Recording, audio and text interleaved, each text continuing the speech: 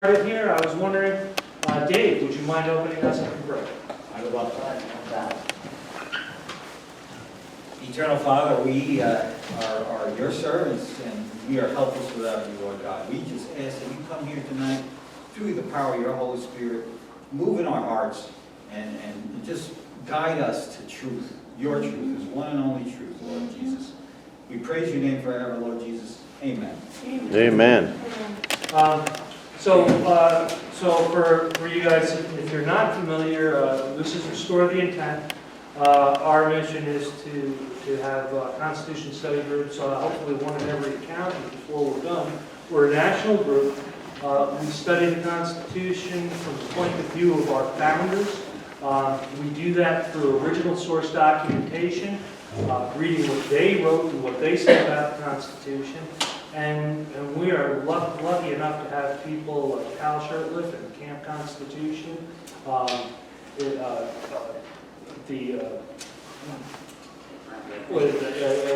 group Institute on the Constitution. I apologize. That's another place where we use resources. Chris Ann Hall, Liberty First Society, what it's called, and we study from all these sources. So please come every single Monday night, 6:30 to 8:30. If you have any question on how well you know the Constitution, please take a look at this quiz on the back of our flyer. You should, you should all be able to get 100% on it. I even threw in an 11th question, an easy bonus round.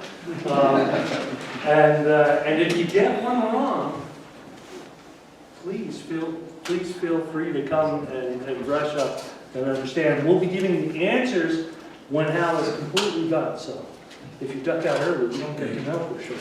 So, anybody don't have one? Without any further ado, I'd like to introduce Hal Shurtleff from Camp Constitution and his presentation tonight on Agenda 21. All right, thank you very much. Yeah, before I get started, I have a sign-up sheet if you're interested. If you're not on our email list and would like to, and then if you like to help financially, we'll give Alton Conference Center half of what we get in here, so we'll cover it, and I'll just put it here, and we'll get started.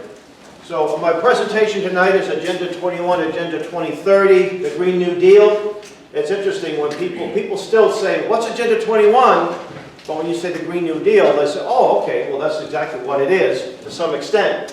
But before that, I want to mention just a little bit about the organization, Camp Constitution. We are a New Hampshire-based charitable trust, and we do quite a lot of things, including presentations like this in the region. We've gone as far as Michigan and Georgia for events over the last several years. We were founded or conceived in 2008, and we had our very first annual family camp in 2009. And I know we got a few people that have been to our camp before, a couple here. And last year's camp, we had the largest turnout we've ever had with about over 150 people. And most of our classes were videotaped and put on our YouTube channel and our Rumble page. And that's a flyer for next year's camp. And yes, those are real cannons that we fire at camp. And among other things, we teach some marksmanship. And what's nice is that at our camp, we have a lot of inner city people that have never fired weapons before. And so for the first time, that precious Second Amendment, they appreciate it. And they learned from some trained people at our camp on the subject. And this year's camp, of course, the year just started, so is going to be at the same venue, the Singing Hills Christian Center in Plainfield, New Hampshire, which is about an hour and a half north and west of here, not too far from Lebanon, New Hampshire, from July 17th to the 22nd. And I'm going to be doing a news release on the camp very soon to secure make sure some of the instructors. Pastor David Whitney of the Institute on the Constitution has confirmed. Professor Willie Soon, one of the top atmospheric scientists in the world, come with his family. He's going to come back. And we have some other people that we'll be announcing. And so we have promotional flyers here. We also have a ladies' retreat that's in late April. I think it's, we haven't put that on our internet yet, but the website yet, but we will. And we rented Camp Sentinel, thanks to Daryl, who had invited us to our dinner there. a month ago or so, and I thought, this is a beautiful venue here in Tuftonboro. So we're renting that spot out for a weekend camp, last day in September, I think it's the 30th until October 2nd. I'll have information about it on our website. We have a calendar, there's information there. And we attend homeschool shows in the region. This is a homeschool show in Pennsylvania. We have a publishing arm, and I have some of the items here, including something from the 1928 U.S. Army Manual. You might say, why in the world would you publish a manual? Those are boring things. It's actually a history book. And what happened was, whoever wrote this was phenomenal, and they defined our country as a republic. And they said that democracy leads to mobocracy and communism. Can't have that. So when Franklin Roosevelt became president, some of the Democrats said, hey, Mr. Roosevelt, we got to get rid of these things. And they did. They destroyed many of them. They took them from all the posts around the country, the forts, but they're not all of them, and we put it back in print, and we have these available. We also have a couple of items that sort of germane to this topic. One of them is called The Real Facts About Granite State Future, written by Tim Carter, who lives a few towns north. He was very active in the Tea Party and did a lot exposing his stuff. And then Gateway 1, if you live in Maine and you're interested in an issue in Maine, there's some here. And we have some other items as well, of course, constitutions. And let's see, we host the Sam Blumenfeld archive on our website. Sam was a pioneer in the modern homeschool movement. He died in 2015. We inherited his papers, most of his books, his recordings, and thanks to a couple of very talented people, they PDF'd and digitized most of his writings, and it's available on our website, including the Alpha Phonics, which is one of the best things to teach people how to read the way they should be read phonetically. And we get close to 2 million views a year. And we got people all over the world. Teaching phonics in some schools is more receptive in communist countries. We had a man that runs a school in Zimbabwe, formerly Rhodesia, Christian school too, and he's using these. He found this on our website. We made some donations. We actually have videos of his little students learning how to read using the Blumenfeld approach. So very excited about that. And we encourage you to go to our website and check it out. We are also about to head to the U.S. Supreme Court. We have a flag lawsuit, Christian flag. The city of Boston didn't want us to fly it on a city public access flagpole. This would be back in September 17. They said it was a violation of separation of church and state. The same city that has sanctuary cities, so certain parts of the Constitution they're happy to ignore. But the First Amendment never says separation of church and state. It's simply not there. And we lost in the lower courts, and now we will be at the Supreme Court this month on the 18th. We're going to have a prayer vigil the day before, in the evening, and we're going to have a rally, and I guess we have a lot of guest speakers will be there. I'll be there with my wife and Reverend Stephen Kraft, and this will be a great time. So if you can't make it down to D.C., please put it in prayer. We think we're going to win this case. The decision should come out by the end of June. So it's pretty exciting. We got international media coverage. In fact, I've been on a few shows, but ABC is going to interview me next Monday. ABC Live, yeah, so it'll be pretty interesting. So getting to our topic of Agenda 21, I found this. I said, this is really interesting because the coronavirus and Agenda 21 are working really good with each other. The term Build Back Better, believe it or not, Biden didn't come up with that in his basement. No. Basement back better would be more something. Yeah. No, this was a term that's been used all over the world, and it's part and parcel with the UN's Agenda 21. The idea of build back sustainable, build back resilient, and all these kind of crazy things. So I thought that was interesting. Now, the Green New Deal, we've been giving these presentations since even before the Rio de Janeiro conference in 1992. And in the early 90s, mid-90s, people didn't want to hear it. It's too far-fetched. It's a conspiracy theory, right? And then I think by 2011, people were seeing the effects. How come the roads are different now? How come I only go down to one lane? How come these roads are closed? How come the dam is gone? How come that beautiful hill is now covered with wind turbines? What's going on here? How come I got a bike path in my backyard, a rail-to-trail in my backyard? What's going on here? And I think I've given over 600 presentations on this topic. since that time, and we've had some great success stories, and I'll share a few. But I want to thank Ms. AOC. She's down in Florida now, I think, enjoying the Maskless Society, a little bit of freedom. And by the way, I don't believe, people do say she's really stupid. I mean, I don't think she's well-read. I don't think she'll pass the Constitution quiz that's being passed around.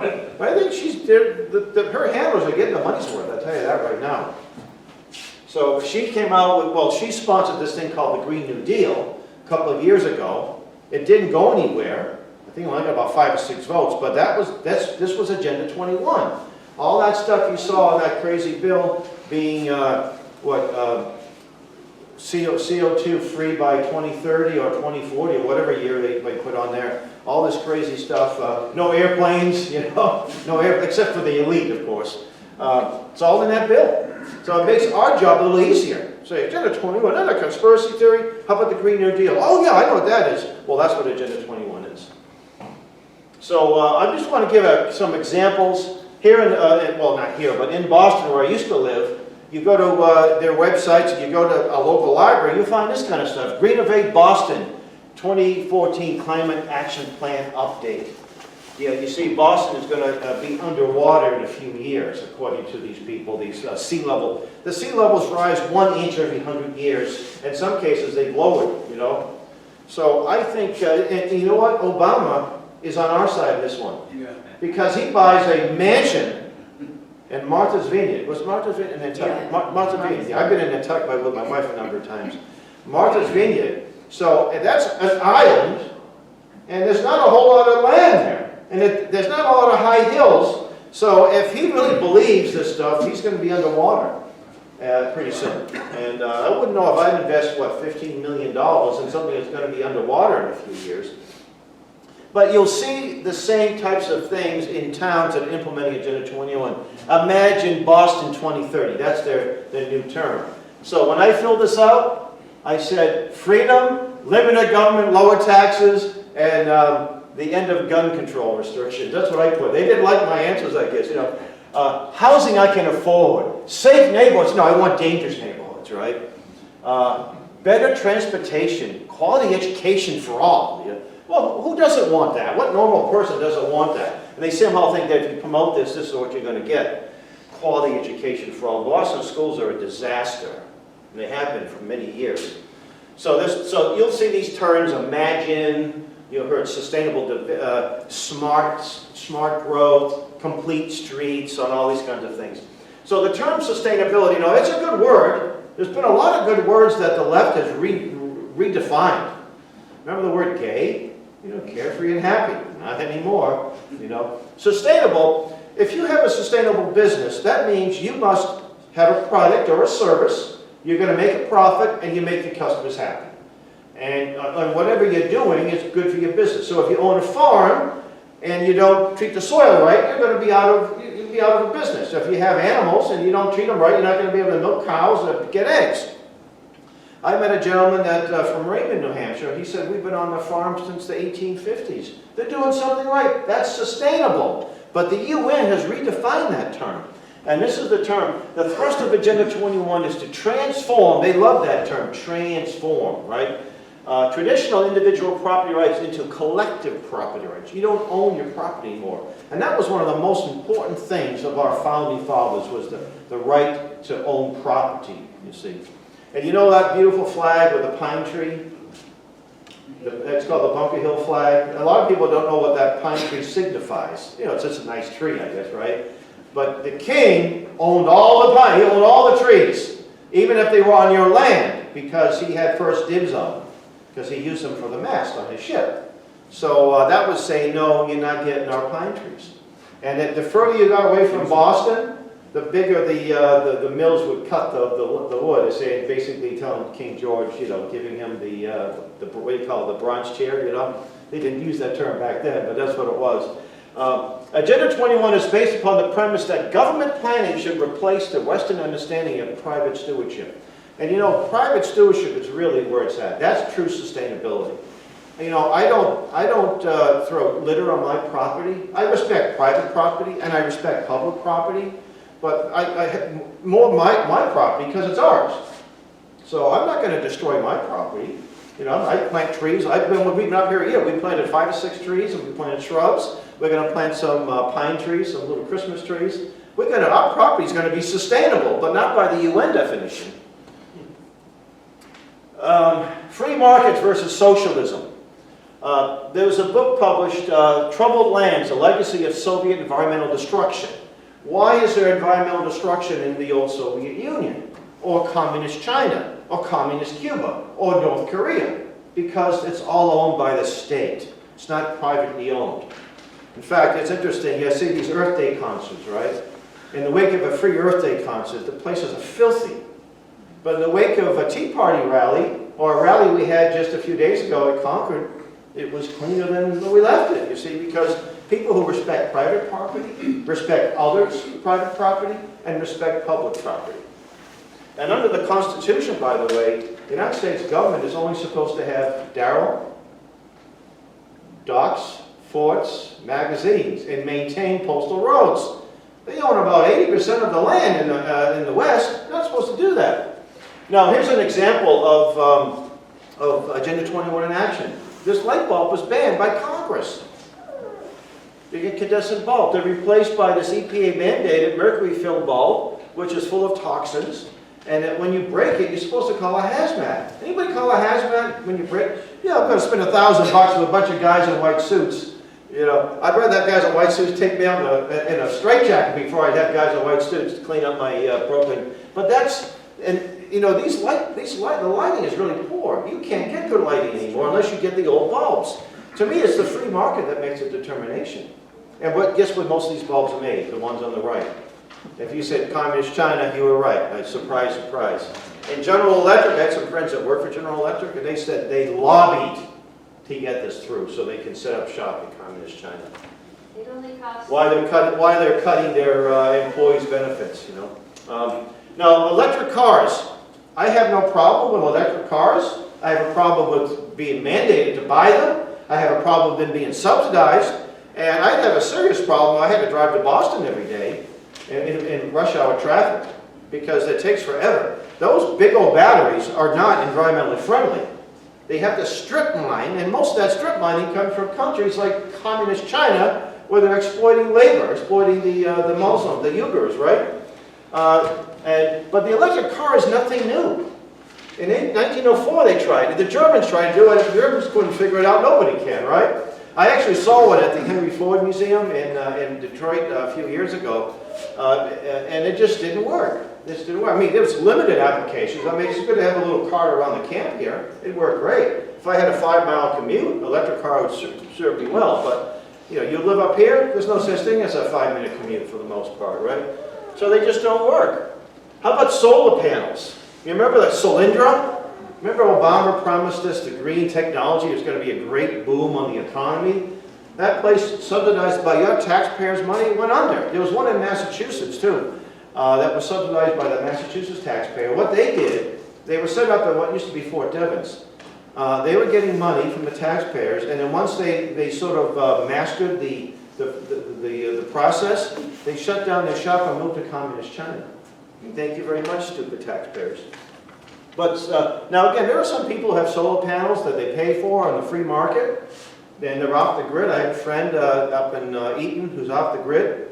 He doesn't expect any subsidies from me or anyone else, but he's got it on top of his roof, and he understands that there are some problems, and it's not an end all. And by the way, most people who have these on their homes are still on the grid. They lose their power. The solar panels do nothing. But you have to take acres and acres and acres of these panels to generate power, even for a little town like Alton. If you want to generate enough power for the whole country, you have to take half the country with solar panels. And solar panels, again, they use earth minerals, and by the time they pay for themselves, they wear out. You're going to replace them. Then where are you going to put them? They're hazardous waste. And you think, oh, but it's so pretty. You could put tomato plants around them. Because hazardous waste drips off these things. And by the way, if it snows out, you're not getting much energy. You're not getting much. Or if it rains, or if it's cloudy, or at nighttime. The sun does go down at night, and they're not much good. And it's really hard to store any energy from these things. So this is not the way for the future at all. The wind turbine. Now, windmills have been around for hundreds of years. This is old technology, and it's ironic. I was in Nantucket, and there was a small wind turbine that was broken. And there's an old windmill that they use for the grist mill that still works. It's 200 years old. That thing's still working, but the new wind turbine is broken, right? So much for new technology. Now, a lot of people don't know how dangerous these things are. These things are about $2.5 million a piece, depending on where it's located. If it's on top of a hill or a mountain, you've got a clear cut, because you can't just haul these things up there, you know. Then you've got a clear cut so you can get trucks up there, because you're pouring tons and tons of concrete. Gee, anything to do with CO2 with concrete? Yeah, just a little bit. If it's not windy, they don't work. That's not rocket science. If it's too windy, they got to shut them down because they can break. They'll throw a blade, they catch fire, and you can't just get your garden hose, you know, that's probably going to burn. You got to get a helicopter dropping stuff, and it's not easy. By the time the helicopter shows up, the thing's already lost it. And you've got, on top of the hill, you've got transmission lines going in all different directions. You know, it's not very economical. I have a friend, in fact, where our radio station is based, she had 2 of them, small ones, they paid, and she said, "You can have them, Hal." I said, "What the heck am I going to do?" She said, you want to transport them, you can have them. So, again, there's some limited applications with these things. It's not going to, and again, if you want to generate enough power to power New York City, you'd have to have, I think, like the state of Rhode Island and half of Connecticut, right? And they're actually a health hazard, too, if you live near them, because you have this strobe effect, and you have this wave that makes people sick. A lot of people who live near these wind turbines get sick from them. And also, they're killing a lot of birds. And in the wintertime, they freeze up, and then they'll be like a giant, what do you call it, a giant catapult. So far, I don't think anyone's been harmed. And when there's a forest fire, these things are going. It's like a bellow, you know, a big bellow. So these aren't going to save the world Aren't they either. the reason why a lot of sea life beach themselves too? What's that? Isn't there, the wind turbines, isn't there, all the sea life that's got in the beach itself, up in the beach? Oh yeah. Now I kind of kid. A solar dryer. It's a clothesline, right? And some of us, some of us maybe still use solar dryers. I kid people. I said my late mother was a greenie. I never knew it. We had clotheslines on our back porch in our little crummy apartment. We didn't think it was crummy, but by today's standards. So my mother was a greenie. But even solar dryers have a problem because birds do their business on them. Dust gets on them. So even solar dryers have an issue. In the wintertime, the stuff's going to freeze before it dries. So all kinds of issues here. In Echo Village, this was up in Maine, Belfast, Maine. Someone bought a farm, and they built all these tiny 500 square foot units, central kitchen, central living. Nobody can park, no cars. If you have a car, you got to leave it miles away because cars are evil. And I thought, if that's where you want to live, that's fine. Free market system. You want to live in a 500 square foot, that's fine. I don't want to live that way, but some people do. And they say it's the future. It's like we're all going to be living in these things pretty soon. Well, let's hope not. Now, I want to. The United Nations is the grandparent of Agenda 21, so I think it's important to know a little bit about the UN. First off, how many people, we've all read the Constitution, right? Everybody here in this room? We've either read it or are very familiar with it. How many people have read the UN Charter? Very few. I know Darrell read it. And that's really important because this is what they operate under. They're diametrically opposed to each other, night and day. Just the opposite. Our Constitution protects God-given rights. The UN Charter doesn't protect rights. It grants rights. It assumes that rights come from the UN, you see. And I'll discuss that a little bit. Universal Declaration of Human Rights. It sounds so good. Under this is 1948. You have the right to travel, the right to a vacation. That sounds pretty good. A right to a vacation, and that means that they have to provide you with a vacation because it's your job, equity and all that kind of stuff. Well, it also says that if you complain about, if you do things that are not consistent with the UN, you don't have that right. So they can give you that right and take it away in the next paragraph, and that's what they did. It's quite Orwellian, to say the least. The Communist Manifesto, who's read the Communist Manifesto? It is a few more hands. It is actually the most popular book in colleges today. We teach it at our camp, not because we love it, it's because we want to see people know what it is. And this is a great question, a little quiz, and I actually got one or two wrong on Daryl's 11 question. We have a 10-question quiz, and we asked the question, one of the questions is, which amendment reads, from each according to his abilities, to each according to their needs? And how many people put, they think it's in the Constitution? Well, if you looked at what Congress votes, you would can understand why. But it's actually a plank of the manifesto. But plank number 1 is abolition of private property. That's the very first plank. So when people say, give me a quick definition of Agenda 21, plank number 1 of the Communist Manifesto, abolition. By the way, Karl Marx was a rather repulsive human being. The only working person he had anything to do with was a maid. When he got married, the maid was given to him and his wife. He had a daughter that died of starvation. He was a really nasty human being, and he was a very poor investor in the stock market, and he only survived because a son of a wealthy capitalist, industrialist, were able to fund him. And he, before the 10 planks, he said, communism abolishes eternal truths. I want nothing to do with communism, and anyone who actually, all of these should be rejected.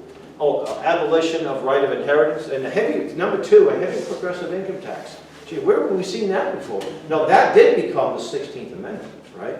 It doesn't say heavy progressive income tax, but it led to a heavy progressive income tax. And by the way, that word progressive, I detest that word. Another word that's been hijacked.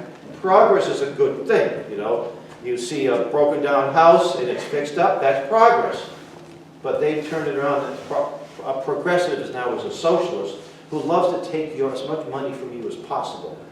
Yeah, notice how Bernie Sanders has. How many people have more than one home? Nothing wrong. How many people have a home on a cottage? How many people have a mansion? 3 mansions. Or a townhouse in D.C. and 2 mansions? Okay, how about a summer place, a winter place, and a place? No. But Bernie Sanders does. Yeah, he's a poor guy. So there's a place, there's the UN headquarters. I visited once. It was a horrible place to visit, but I said I want to be there. It's called the House That Hiss Built, because Alger Hiss, a communist spy, is the one who was at the founding meeting and wrote the charter. Now, a lot of people, even people in our circles, will say, oh, the UN is a waste of time, it's useless. There's a map of where there's UN missions all over the world. They even monitor our elections. So you think they're just wasting everyone's time? Oh no, they're getting a lot of stuff done, and it's negative. They even have a college in Japan. Did you know that?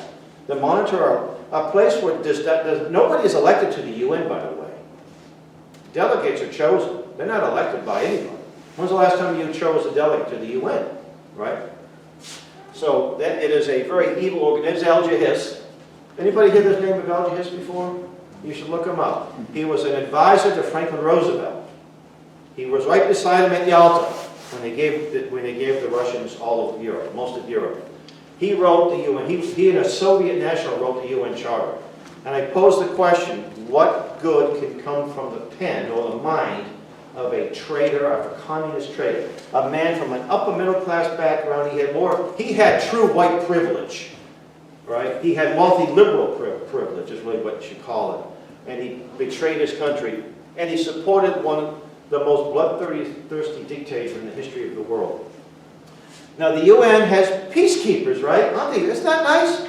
They go around keeping the peace. How many people have actually looked into some of the peace they keep?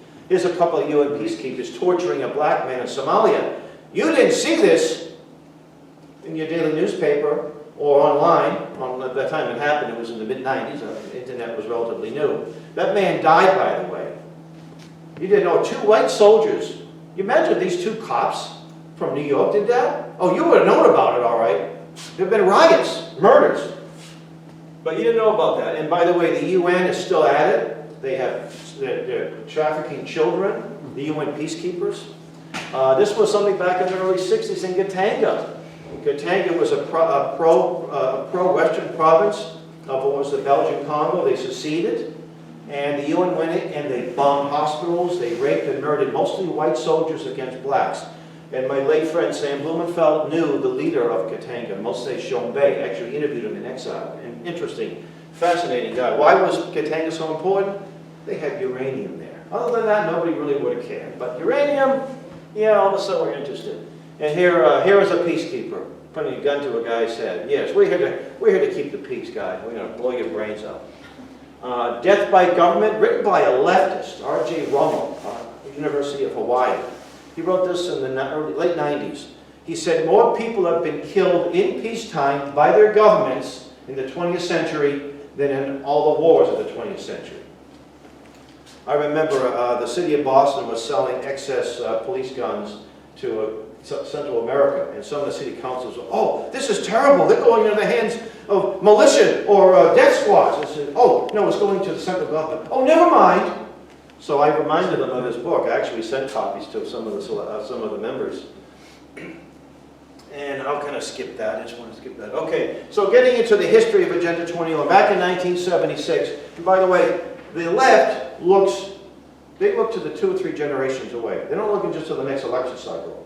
A lot of us, we look to the election cycle. Our guy doesn't get in, our gal doesn't get in. We're all burnt out. We go back to the golf course, get our season tickets to the football game. Although that's changing, thankfully.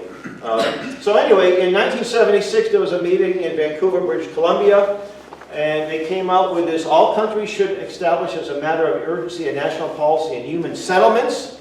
By the way, that's what you're seeing with open borders. I had an issue with why are these Agenda 21 people that want to have a pristine environment support open borders? And there's a really good reason why that. It's population resettlement. And they'll put people in little towns where they can control, if it's a town where there's a lot of autonomy, like even here in Alton, and you bring in 1,000 people from a third world country, you've changed that town. And this is what they're trying to do all over the country. So they're resettling people. A policy should be devised to facilitate population redistribution to accord with availability of resources, right? And so several years later, they come up with Our Common Future, the World Commission on Environmental and Development. That was in the late 80s, and the lady who ran that was Ro Harlem Brundtland. She was another socialist, a European socialist. And they had a big meeting in Rio de Janeiro in June of 1992. Does anybody remember that meeting? The Beach Boys were there. No, I don't think they're a bunch of communists. They just were paid. There was leaders from 152 countries all over the world. It was like a 5-day gathering, and that's where Agenda 21 was debuted. It was already written, but that's where it was brought to the world. And this is what Agenda 21 was in a nutshell. The Earth Summit strategy to save our planet or our problem. They're always saving our problems, right?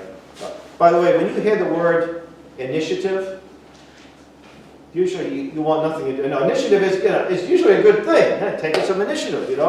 We tell our children, hey, you washed the dishes. I didn't have to tell you. You took initiative. That's a good thing, right? But when the left comes out with an initiative, no. It's not been planned by the grassroots. It's come from the top down, and they simply want buy-in. Effective execution of Agenda 21 will require a profound reorientation of all human society, unlike anything the world has ever experienced.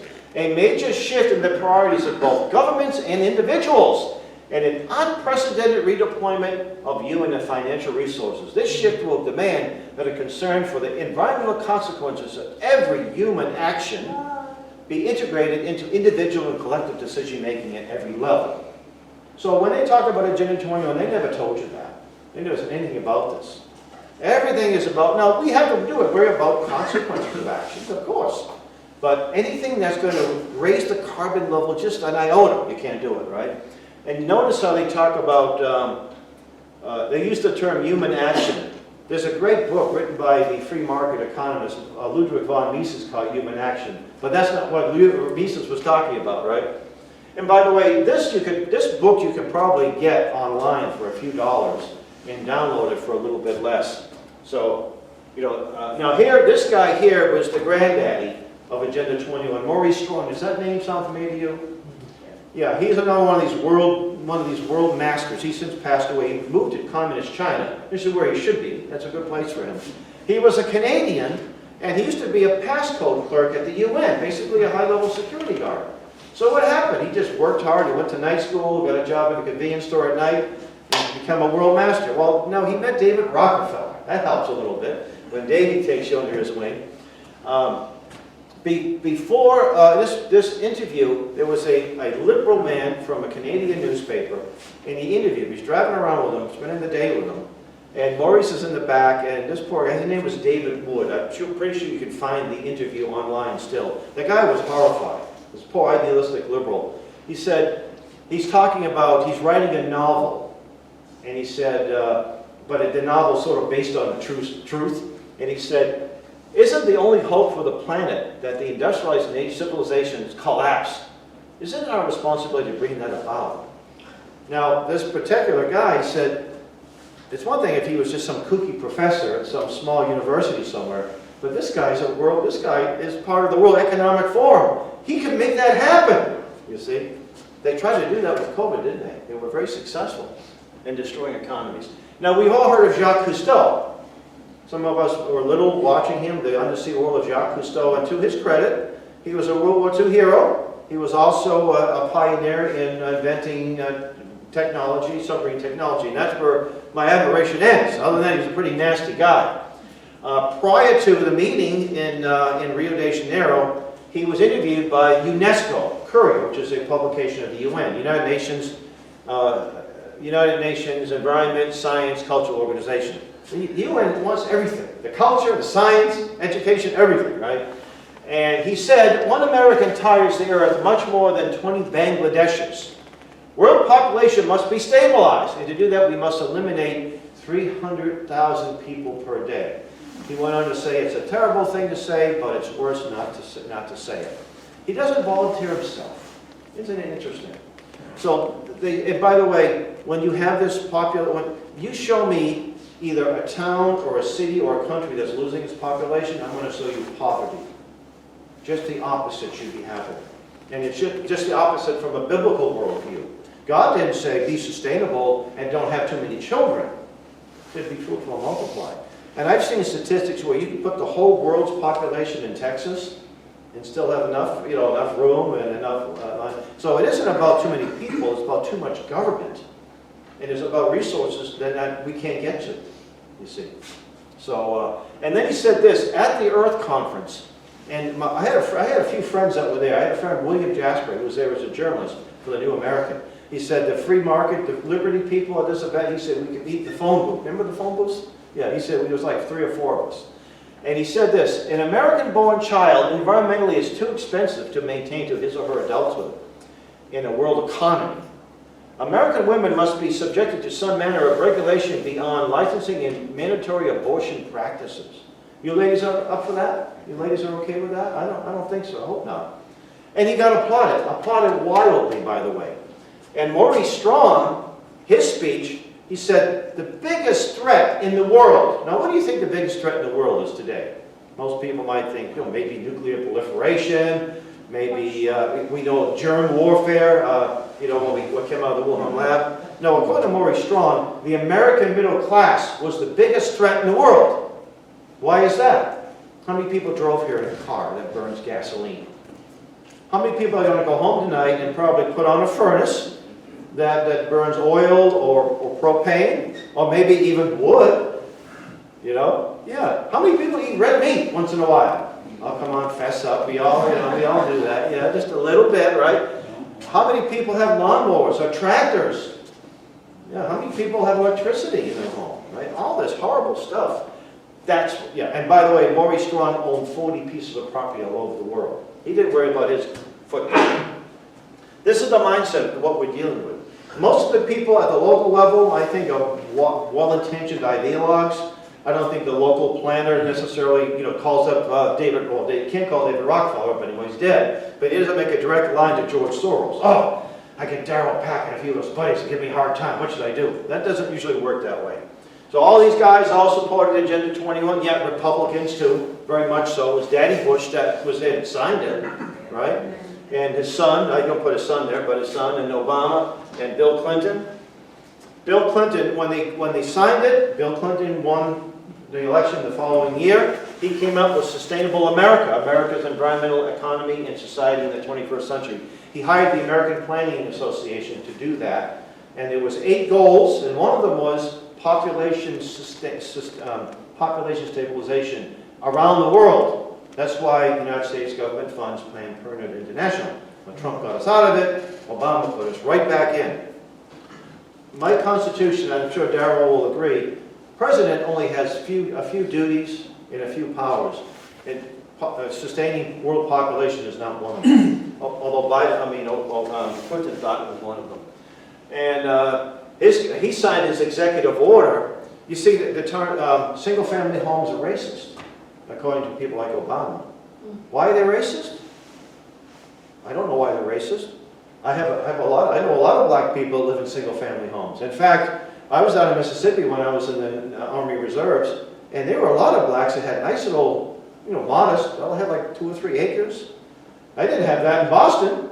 So, no, I don't think it's racist. Do racists live in single-family homes? Some of them do. But the idea was basically to change the political makeup of some of these towns. Now, that was done under his HUD. That wasn't done under Trump's HUD, led by a black man, right? Ben Carson. By the way, HUD should be abolished. Housing and Urban Development should be abolished. You can get the good person running something, but if it's unconstitutional, abolish it. This guy here was an advisor to J. Gary Lawrence. I won't read, but he's basically saying that there are people like us who are going to oppose them. He said, lie. He said, lie to people. Just lie. And that's what they be doing. Or they gaslight. That term, I hear the term gaslight a lot lately. And we all know what that word means? Yeah. And I guess it was a movie. It was a movie where the guy was trying to get his wife insane. He kept on turning off the lights or leaving them on or whatever, and she thought just the opposite. But people will say, for example, $3.5 trillion equals 0. And if you say anything other than that, you're a kook. January 6th last year was an insurrection. Guy with a pair of horns, unarmed, pretty bad insurrection. And if you don't say so, you're a conspiracy theory. Or if you said last year that the virus came out of a laboratory in Wuhan, you are a racist, even though it did, you see. And if you say anything that contradicts the WHO, run by Communist China, and the CDC, you're a wacko. And if you say maybe the election results of 2020, there might have been some discrepancies. That's the big lie. You see how clever they are? Although most people aren't buying it, and more and more people. Here's a map that came out of the Biodiversity Treaty, came out of Agenda 21, Rio. And this is a map, if they were to implement their Agenda 21, the yellow would be off limits. Oh no, the red would be off limits. Yellow would be buffer zones, and there's little areas where there's population centers. Look at New England. You see that red? That's a lot of us. That's us, folks, if they had their way. My late friend, Dr. Michael Kaufman, who lived in Bangor, Maine, he and a few other people, they were about to vote on this treaty back in the mid-90s. Democrat-controlled Senate. In the Senate, back then they were still passing, now they pass agreements and protocols, but back then they actually still had treaties, right? And they were using fax lines, and they shut the fax lines down for a whole week. People all over the country called and wrote because they got this map from an entity in Switzerland, in Geneva. And the group, they called their group Sovereignty International, so they thought they were a pro-UN group, and they weren't. And they took it off the table. They never voted for it. But what happens is if they don't vote for it, they still implement it anyway, all the different agencies. So Michael Kaufman, you can go to our YouTube channel and see some of his presentations. He was an unsung, he passed away in 16, but he is an unsung hero and should be appreciated.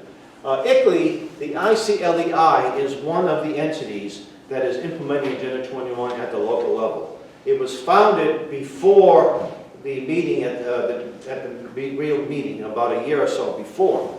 So they get everything going, and then they have the big meeting. That's just for the public consumption. The ICLEI, International Council for Local Environmental Initiative. In my opinion, and the opinion of some constitutional attorneys, this is a government-to-government entity. And to belong to it at a local level is unconstitutional. Because Article 1, Section 10, I believe, Darrell, says that states cannot join confederations or sign any agreements without permission of Congress. Congress never gave them permission. Wolfboro happens to be a member of the ICLEI, and I'll talk about that as we get to local. So what happens is a town or a city or a county will join, and then they will get money, they will get, they pay dues, but then they will get sort of templates of what we need to do to be UN compliant, you see. And it doesn't go to the, in many cases, it's the planning commission. It doesn't even go to the selectmen or the city councilors. We had an outreach in Nashua a few years ago, because Nashua was another Hickley town. And we had a news release, and someone from the union leader called me. Well, I just spoke to a city council. They never heard of Hickley. I said, I'm not surprised, because they don't go to the city council. They go to the planning commission. They love democracy, but they circumvent it, you know, in this case, right? You know, one of the things is climate change, right? And I want to recommend a great resource, cfac.org. It's an acronym. I mean, it's I think it stands for Committee for a Better Future or something like that. Some of their people write for our camp blog. You know, they give me unlimited right to republish their stuff. They do incredible research. And I just posted one by Paul Dreisen just a few days ago. I did an incredible job. But we haven't really had any global warming in many, many years. And really soon, one of our instructors, Darrell, you met, he came to the first church there at our barbecue too, July 4th. He's the one that exposed the hockey stick graph, the one that shows, you know, hockey stick where the temperature, all of a sudden the temperature goes way up. But if you can manipulate graphs, you can look like, you know, a fraction of a degree could look substantial on the graph, and that's what he did. And they didn't like him for it too, by the way. They didn't like him. Okay, so I'm going to kind of skip this, but I do recommend you go to the ICLEI website and you know, go look, see for yourself what they're up to. Yeah, so I already mentioned Article 1, Section 10. No state shall enter into any treaty, alliance, or confederation, enter into any agreement or compact with another state or with a foreign power. And that's what they did, Johnny Hinckley. One of their agendas, by 2050, 2/3 of all humans will be living in cities. Well, you know what's happening? You know, these would-be masters of the world, they're not always right. They get it wrong quite often. What's happening since the lockdown? People are leaving cities. They're getting the heck out of New York. They're getting out of Boston, like we did. They're coming to rural areas. I was up at the county, up in Aroostook County, at the Balloon Festival. We had an information table, and half the people were recent, and they're all Christian conservatives coming from all over the country. And you know, one electoral vote in New England is because of Aroostook County. They're 16 and 20. They went to Trump. You know, and it's but they should have got a Republican elected. It would have been the only Republican state member of Congress, I think, in all of New England, right? Because of this stupid ranked choice voting. That's why. And he wasn't a Ron Paul like 100%er, but the congressman was like a 50 or 60. So he was a moderate, but far better than what they have there now. So that's their game plan, is to get people out of urban areas, get them out of rural areas into urban areas as much as possible. And that's why you see the cluster housing. We call it stack 'em and pack 'em, especially by train stations, commuter rail stations. Skip that, and they'll say, "Oh, hell, this is another conspiracy theory." Well, again, Local Agenda 21 Planning Guide. There's the book right there. You can go on. I think you can find that on Amazon. It may be out of print. Some of these things, you used to be able to get them for $1. Now they're like $500. You know who's going to buy them. But you can go to a lot of places. Our website, we have some of these things as free downloads, as PDF format. So, HUD, Housing and Urban Development, they're a big part of this. And we encourage the HUD to be the Regional Greenhouse Gas Initiative. There's the word initiative, right? It was Darrell's idea. They said, "Okay, we like it, Darrell." Well, maybe my wife thought of it. You know, she's a smart lady. Massachusetts just pulled out of it. It's kind of collapsing, thankfully. But this is another unconstitutional entity. I called their headquarters in New York, and I said, did you get congressional approval? They would never answer me. They hung up on me. Then I tried to visit them before the lockdown. I couldn't get in the building. I'm just a journalist getting some information here. Don't want to talk to you. But they wanted to, the carbon credit, that's the new currency. And the carbon credit kind of works like this. Let's say Daryl's company, you're allowed so many parts per million, a billion to burn.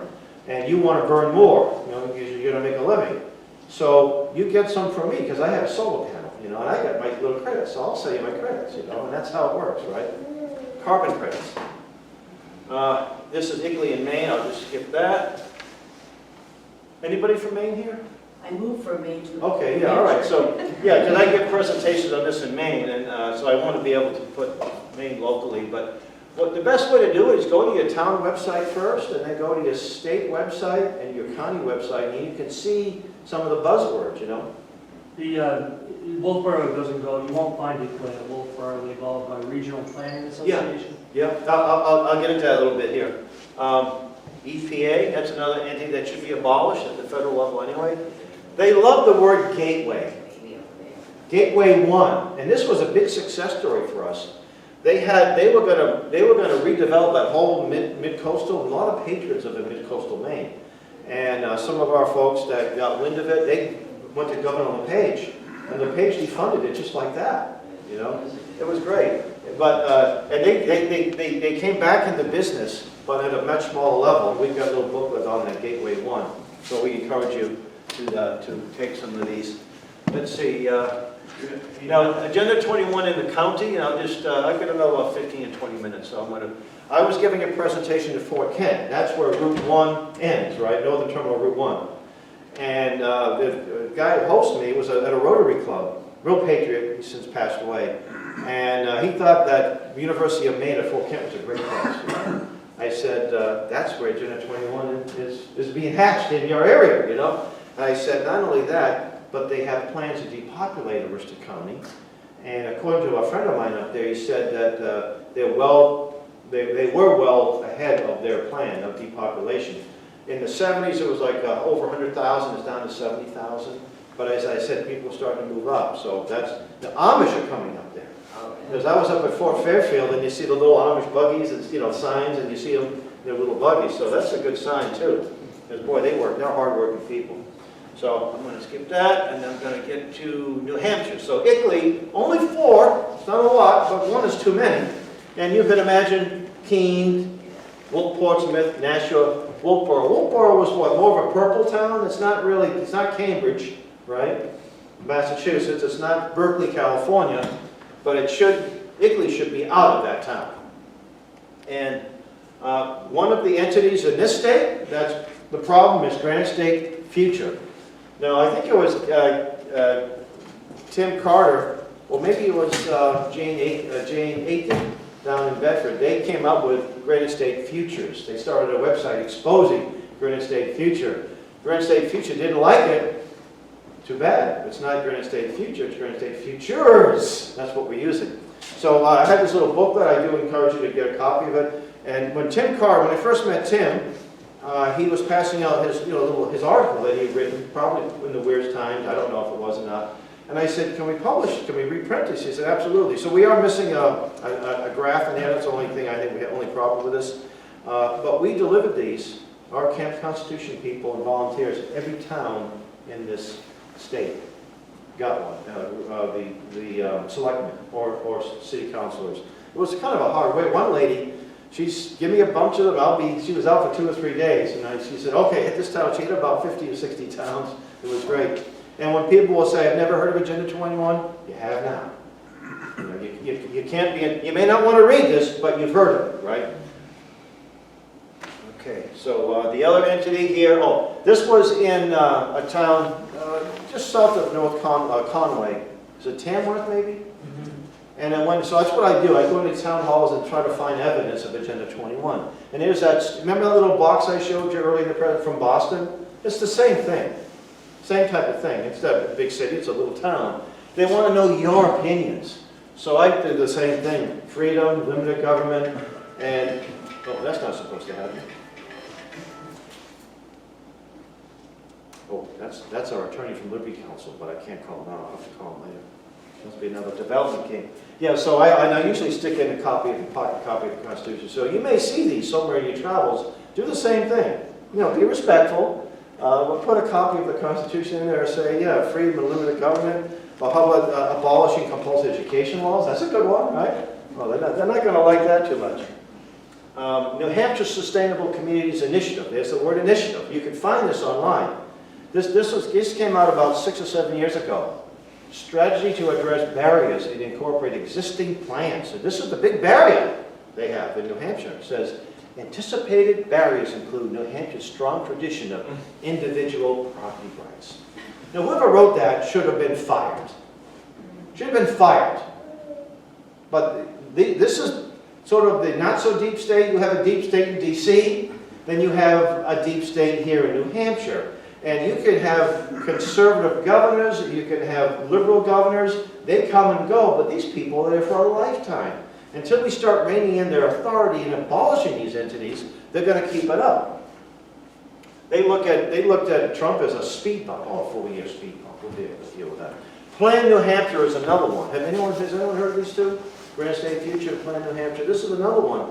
And they were here just a little while ago with their little visionary sessions, right? This was in the town of Ringe. They used to call these things visionary sessions, but it got a little too controversial. People were exposing it. Adelphi, it was Adelphi. Anybody know what the Delphi technique is? It was adopted by the Rand Corporation, right? Basically, we have a plan and we want you to accept it, but we want you to think it was your idea. So we have these little gatherings, and you sit behind tables, you got someone trained, 7 or 8 at a table, and you come up with all these things, and at the end of the day, it was your idea to transform Alton into this new viable community. It wasn't our idea, but the plan was already there on the... So when I went into Ridge, I found this in the town hall. I was leaving information off about Agenda 21. I saw this. I wrote a letter to the local newspaper. They didn't publish it, but I posted it on their Facebook page. I got a couple of patriots, Larry Cleveland, one of them. He said, Hal, I don't know anything about this, but this stinks. He spent about 2 weeks totally engulfed in this. He set up an organization that still exists in his town.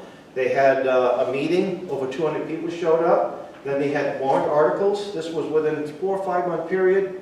In March, they had the election. All of the items that they had put on there passed by a wide margin, and we kicked this thing right out of town.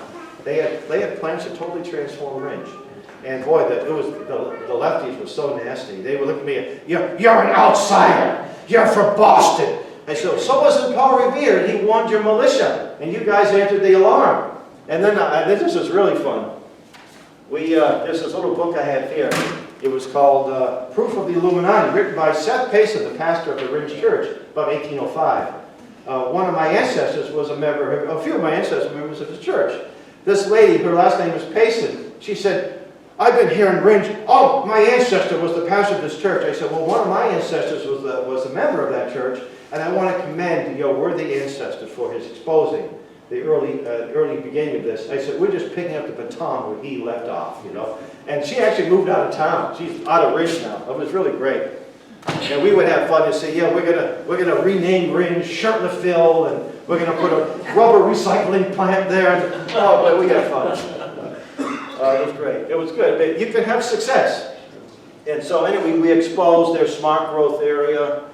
And of course, they have a college there. And they're worried if the college goes out of business, there's going to be Section 8 housing, That's a concern. So I'm going to skip this. So this is Tamworth, I was telling you about earlier. So this is all this town of Tamworth, all of this projects, saving energy, tax stuff. When the left is telling you to save money, something's wrong. And when's the last time the left ever want to worry about saving money? So unfortunately, Tamworth has bought into that. City of Keene, I went on their website, I found all kinds of interesting stuff. Although there was an ordinance they tried to pass, they were successful. It dealt with pools, vernal pools. What's a vernal pool? It's anything the left says it is, right? I mean, it could be a puddle, in the springtime, But they didn't want any kind of human development so many feet. So we didn't win completely, but it only we lost by a few votes too. So even in towns like Keene, or cities like Keene, you can have some success. And environmental preferable purchasing program, that means they buy electric cars for their cruisers and for their plows, and they don't work anymore. Then they even brainwashing the kids, and that's an important aspect of it. Agenda 21, conditioning the kids, scaring them to death that we don't do. So little kids will come home and say, "Mommy and Daddy, you're both fascists because you don't recycle enough." You know, that stuff happens, right? The green team, so these little kids going on, so they're brainwashing them. And we did a lot of letter writing. We actually distributed lots of information. Climate change in Keene. And again, I bet you if you looked at the climate, not climate, but the temperature in the last 10 years in Keene, you might have had a couple of warm winters, but you had a lot of cold winters too. And what I heard, the Antarctica was the coldest ever in its recording history. And I remember back, I think it was 15, or we had 3 or 4 major snowstorms, 3 weekends, record snowfall and record cold, right? That's not supposed to happen. And, I used to ice fish years ago, but I'd never seen planes landing on a frozen lake as I sit in Alta Bay. That's pretty cool. I mean, that's climate change? Does that mean I can buy some lemon trees and plant them in my backyard? I'm going to be okay? No, I don't think so. What's that? Just wait a little while. This was recently. This was just last month. Plan New Hampshire charrette draws nature on the residents. And they use the term stakeholders. It's not like a guy who holds a stake, so the tent doesn't collapse. Now, a stakeholder is usually someone who has money involved. So if you're the landscaper and you're going to build green, you're going to get money from these folks, right? So, or landscapers or developers or whatever. So that's really our goal, is to expose this in Wolfboro. Get Nickley out of Wolfboro. Because I know you have a lot of patriots there, a lot of conservatives that would probably, if they really turn off the TV for a little bit, I think we can make it work. Is that Black Rock and Vanguard? What's that? Is that Black Rock? I don't know if it's mentioned there. I'll be happy to share these slides with you. Let's see now. It was October 22nd and 23rd at the Great Hall. We see, and they held it for 3 days, so it wasn't 200 at once. But the Board of Selectmen were involved, civil engineers, transportation, historic construction, housing specialists, and environmental specialists from around the state. So they come in there, and of course, they have these plans, what we're going to try. I mean, Wolfboro's not a bad little town. I like Wolfboro. I don't know if you have to, what they call a street diet. You know what a street diet is? That road used to have 2 lanes. Yeah. Now it's down to 1, and there's a bike lane. And there's a place to park electric vehicles, right? And West Roxbury, where I used to live, they didn't go for it. It's a section of Boston. It was, I've been writing extensively in local newspapers. There was a tragic accident. Somebody was killed on a motorcycle this past summer. And it was an online news source, Universal Hub, that reported the story. And some nitwit said it was my fault because of my opposition to smart streets and all that. Well, when you do this, you make the streets more dangerous. And I'll show you that in a few seconds. So this came out in the Granite State News. It's probably archived, so you can probably get the whole article when you get the article. Is that what they did to Concord's Main Street? Yes, Concord has that, right. I was just in Concord and I see the bike lanes and it's, wait a minute. And actually it's relatively new. It was last time, I don't remember seeing it last time I was there, not that long ago. So Lakes Region Planning Commission, that's the entity that's bringing it into this area. And you go to their website, these are all the groups they work with. Plan New Hampshire, remember I mentioned that? Vibrant Villages, doesn't it sound, Vibrant Villages, that sounds great, huh? How could be against a vibrant village? Granite State Future, National Coalition of Truck Parking Activity, they don't even want trucks to idle more than 5 minutes. How many people drive a truck in the cold weather? You can let it idle a little bit. And the big trucks, they keep them on all the time. They never turn them. It's not feasible to turn them off all the time. So they don't know anything about driving trucks, that's what they're saying. They don't know anything about farming. They don't know anything about, all they know is what they're being told at the top, right? Vibrant villages. So I want to show this. What's wrong with this picture, right? This is when I'm in Connecticut, right? They look at it and say, oh, that's nice. Solar panels. That wind turbine's awfully close to that. So that's going to get some people pretty in tough shape, right? So I'll skip Massachusetts. Now this is an education paradox. This is the United States Department of Education, which should be abolished too, by the way. Generally, more highly educated people who have higher incomes consume more resources than poorly educated people who tend to have lower incomes. Wow. It took $1 million study to come up with that, right? So in this case, more education increases the threat to sustainability.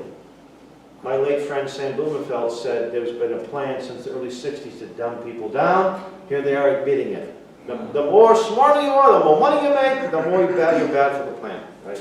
So dumb them down. Department of Education, this was back in 2010. I'm going to skip that. These are just some of the places I visited. This was a Czech. This was green communities in Massachusetts. I made little videos that drove people crazy when I do this. I'd send links to the town selectmen and to all of the people involved in this. Oh, they didn't like me too much, and I didn't care. And I hate litter. You see Route 28, Camp Constitution sponsors 2 miles of highway. I had some folks in the room here, my wife and Daryl's family and a few others helped do our first cleanup. I think it was October. Dedham in Ickleytown, a very wealthy town next to Boston, we had a free market cleanup. Oldest canal in the country, nasty in certain places. Not one greenie showed up. We had put out news releases, not one greenie showed up to help us. And since then, they've kept it clean, these particular areas. City of Newport, keep going, Marshfield out. I could take 2 or 3 hours, but I know that's not going to be feasible.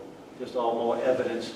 Here in the town of Marshfield, they want you to join the Nature Conservancy, one of the non-government organizations. By the way, NGO, some people think that's a generic term. If you're an NGO, that means you agree with the principles of the UN. So it's very important to understand what NGO is. Evidence, this is Wellesley, Massachusetts. That's, I call this the swastika of the environmental movement, the 3 little circles, or the hammer and sickle more appropriately. Yeah, even Amtrak, Smart Growth Mobility Project. This is your typical suburban track, and they look at this and they say, this is a problem. Why is it a problem? Single-family homes, lawns that you have to cut with a lawnmower, swimming pools that are probably unsustainable as well, and maybe more than 1 child per family. Bad, that's bad. So the solution is, this is Portland, Oregon. I guess this is a neighborhood Antifa didn't burn down, and Black Lives Matter. So put everybody in these little stack 'em and pack 'ems where they're nice and happy. They don't need cars. They don't have to worry about cutting grass. And I'm just going to keep skipping. Even the post office gets in on that. And they're using what's his name? The little elephant there, Horton. He's a greenie now. I was taking an Amtrak trip not that long ago, and after I piped my ticket online, this popped up. Offset your rail travel footprint by making a donation. Well, I should have offset my socialist footprint from buying a ticket on a federally subsidized land. So they should, maybe Daryl's group would pop up and make a donation at Camp Constitution and Daryl's group, offset your, and I actually wrote a letter to their magazine suggesting that. They never published my letter, I don't know why. Now, how many people have seen these ghost bikes? Maybe not in Alton, but maybe if you're in a city, Cambridge, they say, oh, well, what happened? Why is that ghost bike there? Well, someone got killed riding a bicycle on one of these new bike paths that are supposed to save the planet. There were about 4 or 5 years ago, 2 of the top doctors at one of the hospitals right by the Fenway, I can't remember their names, you can find them. They lived in Brookline. They were trying to save the planet.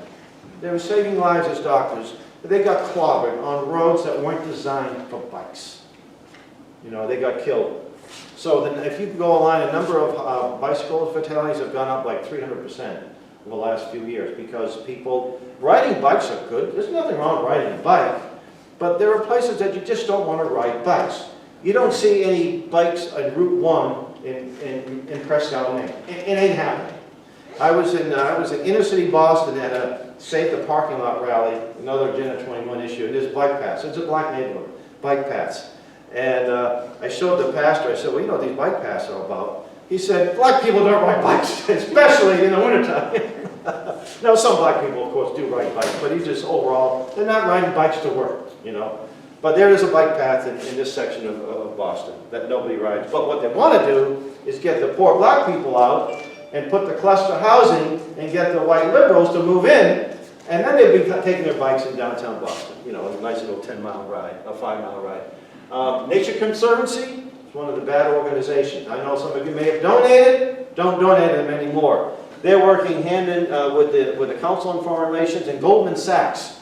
Goldman Sachs was the entity that would have sold the carbon credits had Congress passed the carbon. And so he's part of the Nature Conservancy that works with these folks. I got this in the mail, or I found it. Nature Conservancy, a little postcard. Empower women, restore nature, protect water. Which one of those three really don't really belong there? At least empower women. Now I have a wife.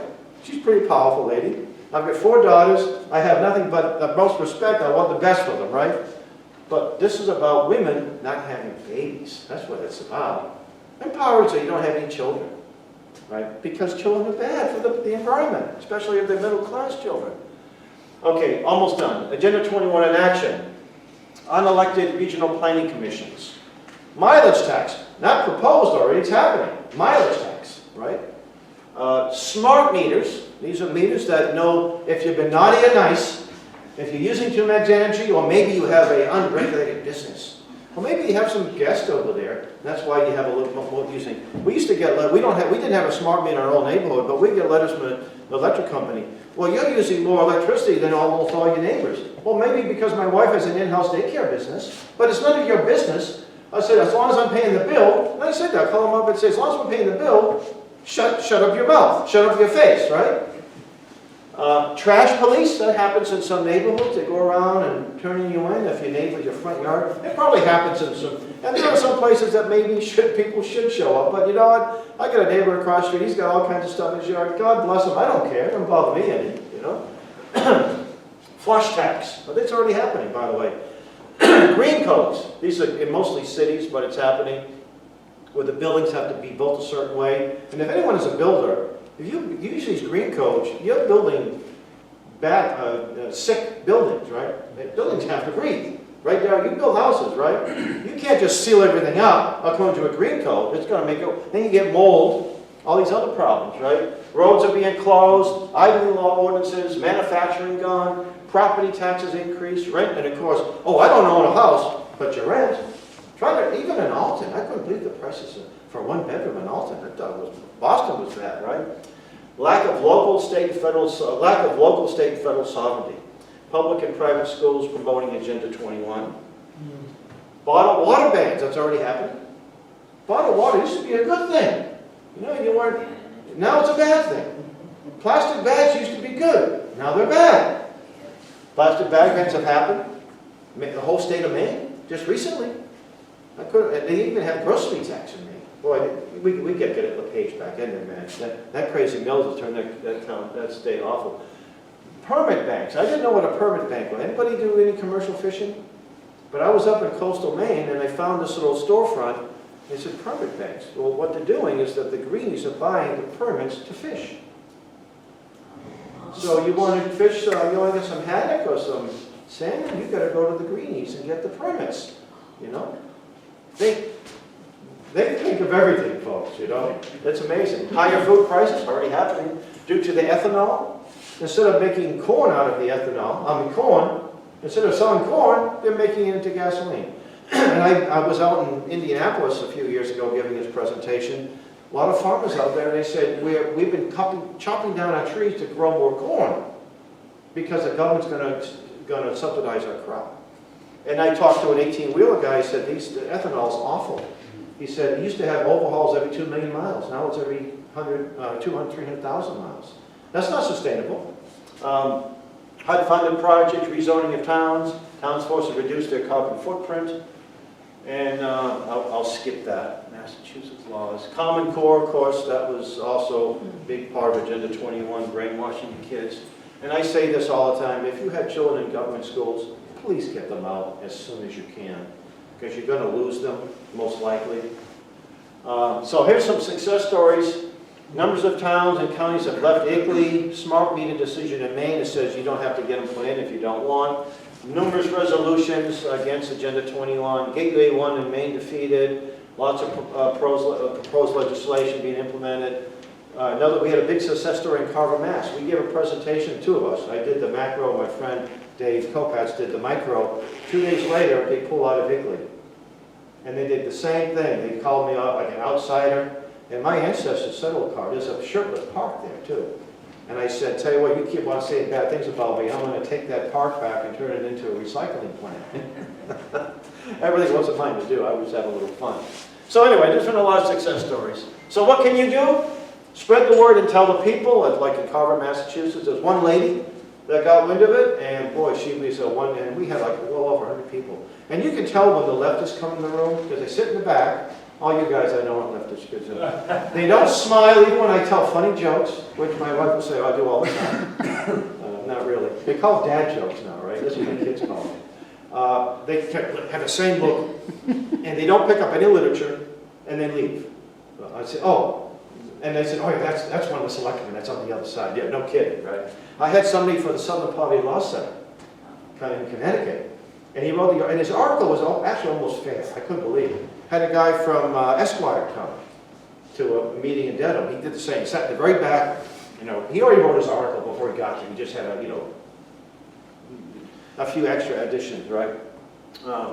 Visit town halls, city halls, state houses in your community and look and see if evidence of Agenda 21. Get to know and also run for your local. I wasn't a big advocate of running for office. I am now at every single level because that's what the left does. They move up here and they'll say, oh yeah, they like this nice rural place. All the people are busy leading their lives. They don't even know they're selectmen. And then next thing you know, they're running for, oh yeah, I met him at the he's a nice guy, a nice lady. And they destroy your town. So, by the way, we're doing our best to bring up like-minded people from Massachusetts up here. We already got one lady moved up. We got 4 or 5 looking into a property up here. I kid people, I said, we're starting our own cult, but not really. You know? But that's what the left does. They move up and they take things over. And we have to do the same thing. And if God keeps you wherever you are, then you have your ministries wherever you are. And I was in Boston for all our lives, and that's where God had us until He said, okay, time to go. So host videotape presentations, host meetings like this in your area, visit the editor of the local newspaper, get to know that person. By the way, the Weir's Times is a great newspaper. You know, What? it's great. The Weir's Times. You know, the Boston Broadside is a monthly paper come out of Massachusetts, and the editor, a publisher, he's a friend, Lonnie, and I write for him. He said, the only conservative paper in New England. I said, no, you haven't seen the Weir's Times. And you haven't seen the Fort Fairfield Journal, which is way, way north of Maine. I said, so you could say it's the only one in Massachusetts or southern New England, but not all of New England, right? And resources, Camp Constitution, videos, booklets, downloads, local activity. I mentioned the John Birch Society. They're another group that's been doing a lot of work with this. The American Policy Center, and that's led by my good friend Tom DeWeese. He's somebody he's probably the top expert in the country on this subject since Henry Lamb passed away and Michael Kaufman passed away.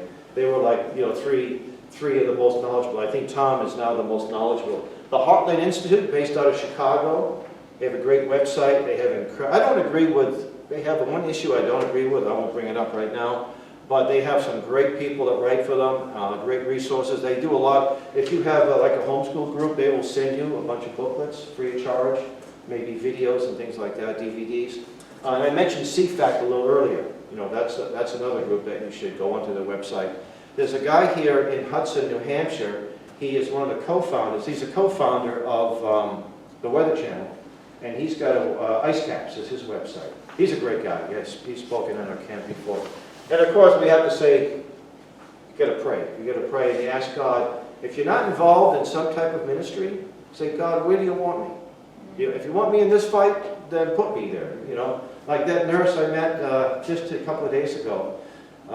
She's the one that got arrested because she said amen at a meeting. Got arrested. Well, this is the United States. This isn't the Soviet Union. And she's just been doing this since she said, I was a registered Republican. I wrote the slate. That's all I did. Not anymore. I don't have the luxury to do that. Now and she had 250 people at that rally.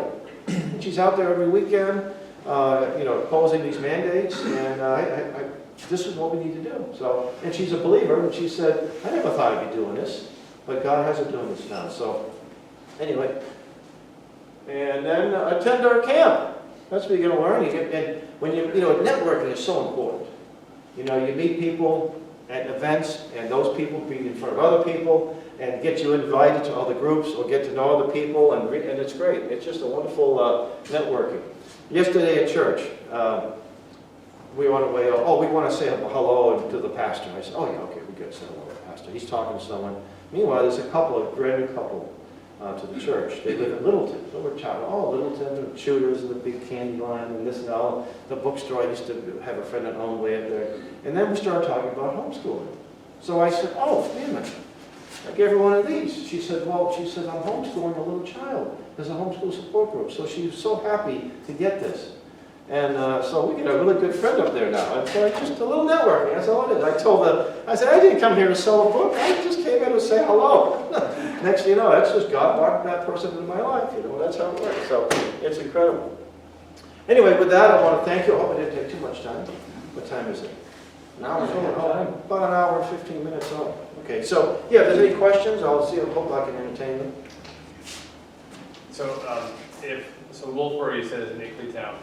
If it's unconstitutional to join ICLEI, why can't someone just take them to court and sue them? Well, that's a good, you know what, let's do some, do you live in Wolfboro? Oh, no, you live right here.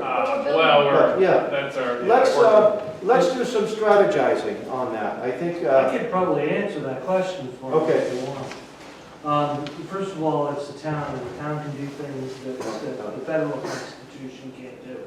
The town has the ability to do that. Second of all, they So don't it's not know. unconstitutional? Well, the Agenda 21 is unconstitutional because it's against, it undermines the American sovereignty. And there's things it does. But with the ICLEI town, the National Planners Association, they've just gotten together and adopted that as their zoning, their planning and zoning, and they're allowed to do that. And because we vote for them or don't vote for them, they've gotten away with it. But you don't get to know about what they're doing because their regional planning district doesn't end at the border of the United States. It goes into Canada. These are huge districts. You don't get to know when the meetings are. You don't get to know what they're talking about. You don't even get to know who's involved in these groups, and that's the problem with them. So when you go into that planning office and you see the National Association of Planners, Regional Association of Planners, or PPP, you'll see as well. Those are the guys that you got to get rid of, but they're firmly embedded because, like Hal said, they're not elected, they're appointed. And a lot of the people who are appointing, and they have no idea what this stuff is. And when you do start to understand what an ICLEI town is, the left always does this. They turn around and they change their name. You remember Acorn? Mm-hmm. All right, well, it's not Acorn. I don't even know what it is now. But they changed their name. This is their tactics. Is it NGO?